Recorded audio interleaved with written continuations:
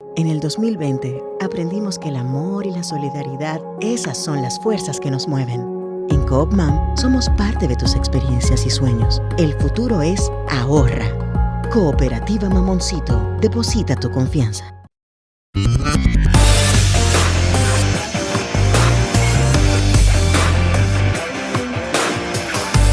Desde la República Dominicana soy Ivonne Ferreras. Hoy es martes, ya es 22 del mes de marzo, el tercero de este año. Y hoy comenzamos esta transmisión con una información, con una noticia que yo creo que a todos nos ha causado mucho pesar. Y por supuesto se trata de la muerte de doña Rosa Gómez Mejía, la esposa del expresidente Hipólito Mejía. Una muerte inesperada, un infarto fulminante. Ayer, mientras estaba precisamente en una actividad en el Museo Trampolín, ahí en la zona colonial, que fue hechura de doña Rosa en su gestión de primera dama, una dama realmente, una mujer muy bien puesta, muy en su sitio, que pasó sin ruidos, asumiendo lo que le correspondía cuando fue presidente Hipólito Mejía en el periodo 2000-2004. Y de las cosas que hizo doña Rosa fue precisamente ese museo temático como alternativa para niños. Y de repente ayer, lamentablemente, cerca de las 7, poco después de las 7 de la noche, pues falleció.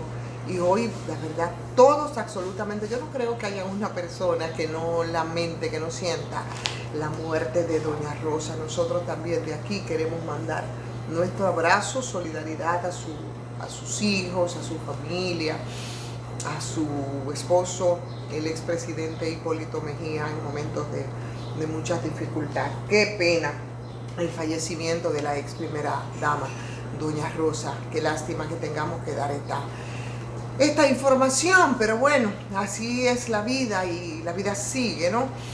Y sigue con otros pesares también, aunque claro, guardando las distancias en el caso de esta pérdida en el país. Hoy vamos y vemos el giro que está dando el caso que destapó ayer todos los mantuvo en vilo, ¿no?, a todos los medios de comunicación, las redes sociales, por el caso de César el Abusador, el caso de David Ortiz.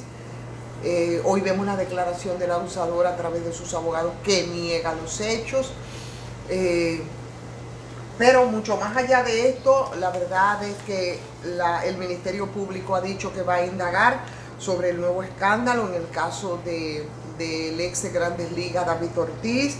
Los fiscales van a solicitar la investigación privada que realizó el señor Ortiz, el Big Papi, que ha dicho en todo momento que quiere saber la verdad, ¿no?, sobre el tema de este atentado. El abusador, que no se ganó el mote por casualidad, sigue preso en Puerto Rico. Y por supuesto, estas indagatorias en las que, como decíamos en el día de ayer, porque habíamos consultado un abogado, bueno, pues tendrá que tomar estos elementos. Ahora, yo no sé si eso significa abrir un nuevo expediente o si es que el expediente sigue abierto. De todas maneras, estos resultados no pueden quedarse en el aire ni al azar, sobre todo porque, como le reflexionábamos ayer también en la transmisión que hacíamos, el cuento ofrecido por el Ministerio Público en ese momento, pocos creímos, la verdad. Era bastante fantástico y tenía muchos elementos que, por más brutos que se quiera pensar que es la población dominicana, pues no encajaban. Y aquí lo importante es que esto pueda llegarse a las últimas consecuencias. El que hizo la investigación, en este caso el señor Davis, no es una persona improvisada, es una persona que tiene un background sumamente interesante. Es una persona con reconocimientos, incluso en universidades con reconocimiento a nivel mundial, como es el caso de Harvard, que ha recibido muchos méritos honoris causa, incluso, que ha llevado casos interesantísimos, mucho más allá del territorio norteamericano. O sea, es un investigador con un prestigio increíble y con una capacidad a toda prueba. Una de las cosas que veíamos es que estuvo involucrado con, ustedes recuerdan el atentado en el maratón de Boston, que fue algo terrible, y fue quien estuvo en la primera línea en las investigaciones, y fue en ese momento, bueno, una persona ponderada y reconocida por el curso de las investigaciones y por los resultados posteriores. Y como el señor Ed Davey, también los diarios, que ya no solo es el Boston Globe, que es un periódico también prestigioso de Boston, creo que el más prestigioso, otros diarios también internacionales se han hecho eco de esta información, y estamos hablando de que por muy en crisis que esté el periodismo y la prensa escrita, son periódicos que no van definitivamente a aventurarse a publicar una investigación que no tenga el debido sustento en términos de la documentación, y tratándose de quien hizo la investigación, bueno, pues así las cosas son bastante creíbles, ¿no?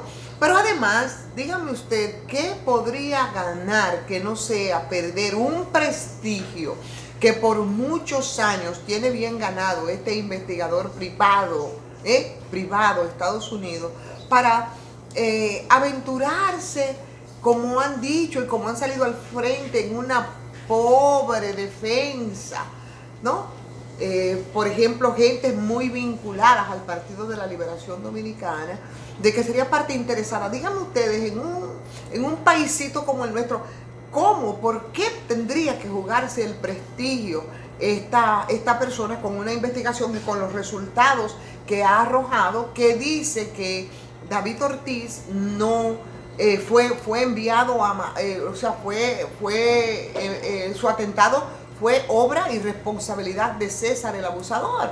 Yo la verdad es que me decantaría, ¿no? Porque por lo menos se profundice las investigaciones aquí a través del Ministerio Público, después de estos datos que arrojan y que por supuesto ponen muy en entredicho la versión que en principio se había dado, en este caso en la persona de Jan Alain y del entonces jefe de la policía, Neil Aldrin Bautista, que supongo tendría también que reaccionar en el sentido de que es una persona a la que se le supone capacidades investigativas. O sea, que el caso da un giro, y yo creo que no se puede quedar ahí en simples titulares. Pero más allá de este hecho, yo creo que debe servirnos para el análisis y poner sobre la mesa otros elementos interesantes, en tanto, señores, cómo el tema del narcotráfico permea la sociedad dominicana y cómo toca esas fibras del poder. Eran 20 años que tenía César el abusador haciendo lo que le daba gana en este país, sin que absolutamente nadie se diera cuenta. Y así como César el abusador, otros casos que hemos visto a lo largo de todos estos años, 20 años, sin que los organismos de seguridad del Estado les llamara la atención la forma de cómo hizo fortuna este hombre. Pero además, una persona que tenía, pero ¿cuántos negocios? Al momento de producirse este acontecimiento salieron a relucir muchas informaciones, y dentro de ellas se hablaba de que tenía más de 40 negocios, que por demás no pagaba impuestos. Es más, hay quienes dicen incluso que este señor se movía en un vehículo con placa oficial, y eso deja bastante claro los vínculos del poder con temas de los negocios del bajo mundo, que es la otra parte que debe llamarnos a nosotros a reflexión en este caso, que lo hemos dicho hasta el cansancio, porque César Emilio Peralta no es el primero. Aquí el tema del narcotráfico se recicla de tiempo en tiempo. Nos ofendemos y nos alarmamos cuando decimos que nosotros, por esos casos, por supuesto, vamos convirtiéndonos en una especie de narcoestado, y aunque suene fuerte, esa es la verdad. Porque ustedes pueden ver cómo vienen escándalo tras otro, y podemos empezar a recordar, ¿no? Los personeros que han estado involucrados en este tipo de negocio, por un lado.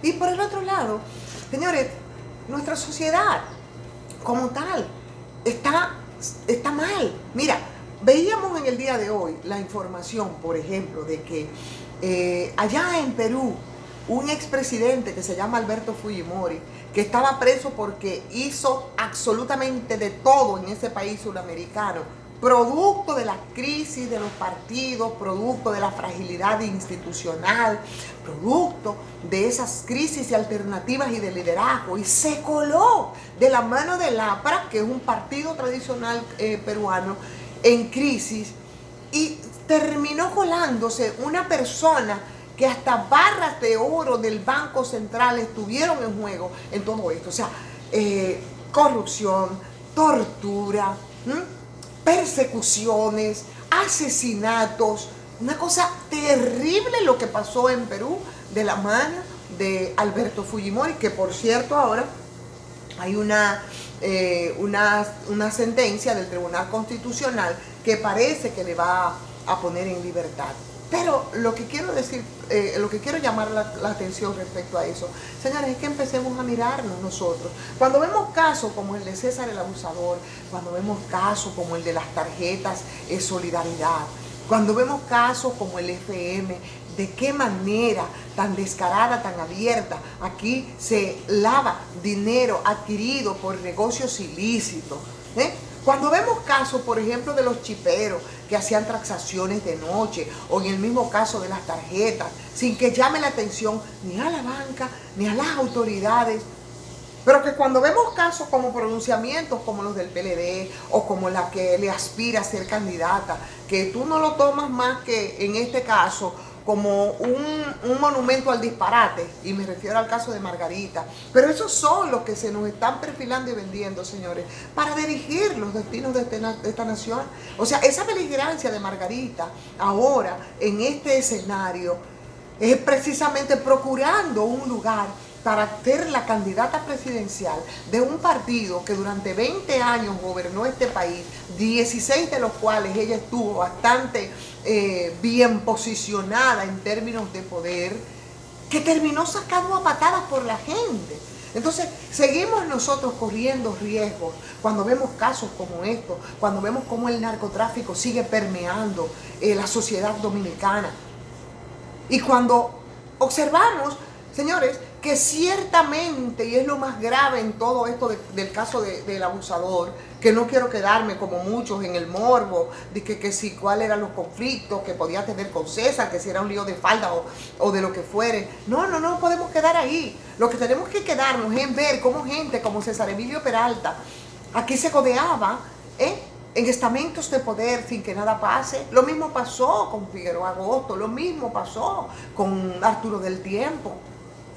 Lo mismo pasó con Quirino, y eso toca 3 gestiones gubernamentales. Entonces nosotros vamos estrepitosamente como sociedad colocándonos en una posición crítica que debe llamarnos a reflexión, viéndonos en el espejo, y esto lo repito mucho, de experiencias regionales, pero también de procesos de cambio que en estos momentos se producen. No podemos seguir reciclándonos en lo mismo y haciendo como que no pasa nada. Y en eso el llamado muy puntual es al liderazgo político, pero también a nosotros a hacer conciencia, señores, de las cosas en las que debemos ocuparnos. O sea que todo esto tomado, de verdad, tomado de conjunto, yo creo que tiene que movernos a una gran preocupación.